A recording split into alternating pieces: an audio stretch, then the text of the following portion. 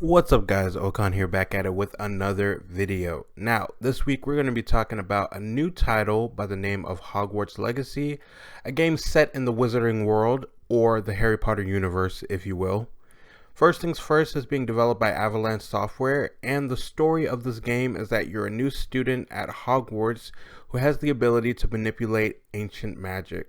Your goal is to discover what's behind it as you harness it and decide the fate of the Wizarding World in that time period.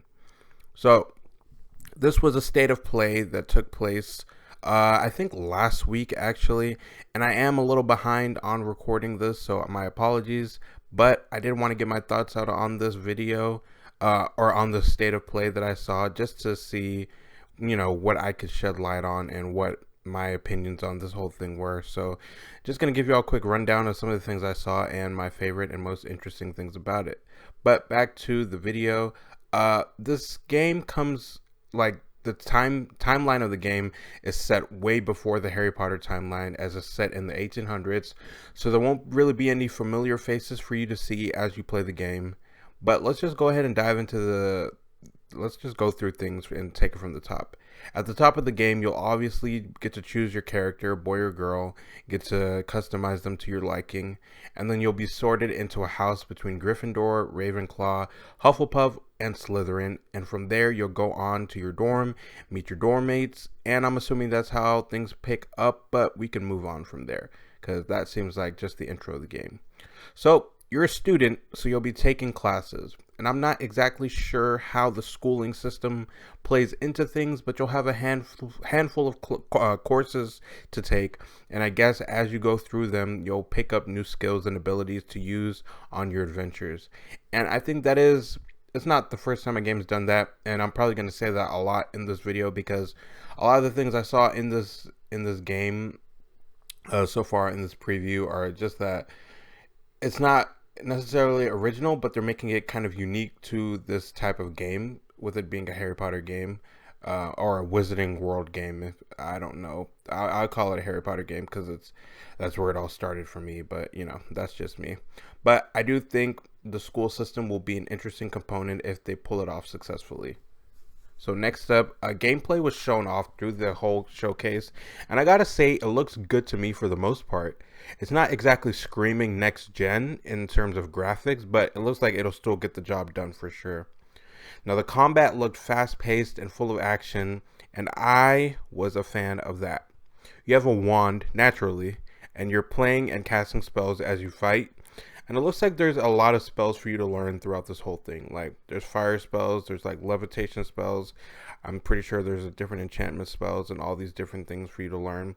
So, yeah, actually, just now remembering, there's stunning spells, there's enchanted weapons, and more to discover as you play. So, it's going to be interesting. And you can also use special plants and such during battles to aid you and keep enemies at bay. The spell combinations that showed in the showcase look cool, and the different abilities on display are exactly what I'd expect from a Harry Potter game, honestly. So I gotta say, I'm impressed by it so far. Things are looking pretty good, like the way that you cast your spells. The actions look fluid. The combat looks nice. And yeah, so far I'm just a fan of what I'm seeing. Now, naturally, this game is an RPG, and it wouldn't be an RPG without skills and talents to learn. You can level up and increase your spells and potions at certain points in the game as you gain XP. You can also loot, craft, and upgrade equipment. You can craft spells and potions that give you buffs during difficult encounters, and that's not too different than most RPGs again, but making it unique to this game by including things in the Wizarding World is what will make it stand out. Hopefully, that's what I'm praying for. Traversal was also shown off at a certain point in this whole state of play, and that takes place by broom, of course. You fly around on your broomstick. The broom flying looked a little stiff, though. I'm not gonna lie to y'all. Like, I wasn't very impressed by it, so we'll have to wait and see how that plays out as time goes on.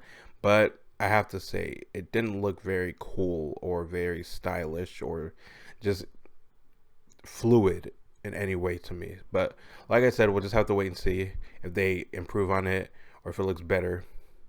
There's different companions for you to go on missions with, and they each apparently have their own backstory and characteristics that make them unique. They only showed off a quick look at the three of them, so nothing too much to say on that front.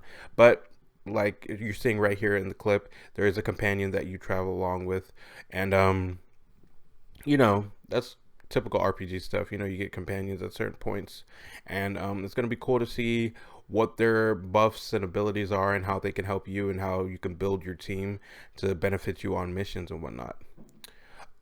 In the state of play, they also showed off a unique area in Hogwarts called the Room of Requirement. That, based off their description, basically it's a room that senses what you need and provides it to you. So you can use the room to harvest plants, brew potions, and upgrade gear. And that's pretty neat to me.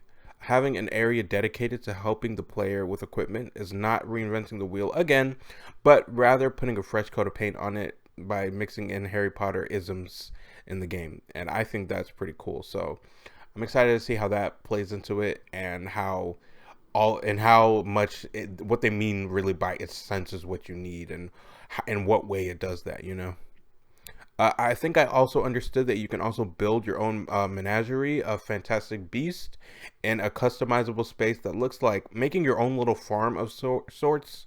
I probably won't spend too much time in that area personally, because that type of stuff doesn't interest me in RPGs, like kind of like the base building and certain different types of RPGs. But we'll just have to see exactly how it goes, and I'll give it a shot. But if it's as they're describing it, or if it's what I'm thinking it is, then I definitely won't be spending too much time in that type of area.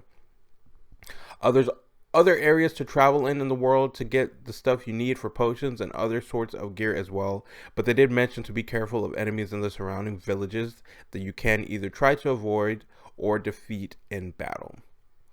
And I think that's pretty much everything I wanted to cover. Not too much. I'm kind of breezing through it all and not being too in depth, because these are just quick thoughts. But based off of all that information, does this game sound like it'll be fun to me? It does, for sure. There's puzzles to solve, areas to explore, and spells to learn. And it seems like it'll be a good idea to put an RPG in the wizarding world, and I'm excited to see how it plays out. Now, to address the elephant in the room and pointing out the obvious, we do not fuck with J.K. Rowling in this side. Her comments on the LGBT community are messed up, and she's garbo. She's complete trash for saying those things. In my opinion, though, she doesn't represent this game as a whole, and a talented team worked on this and was behind it, and I want to support them, not her, which is why I'll be checking out this game when it does release. And I think fall of this year. I'm not sure if they gave a specific date. They probably did in this whole thing, but if they didn't, I'm pretty sure they said fall at some point. But yeah, that's all I've got to say, guys, on this whole Harry Potter game. So I'm looking forward to this one and praying that they don't delay it again.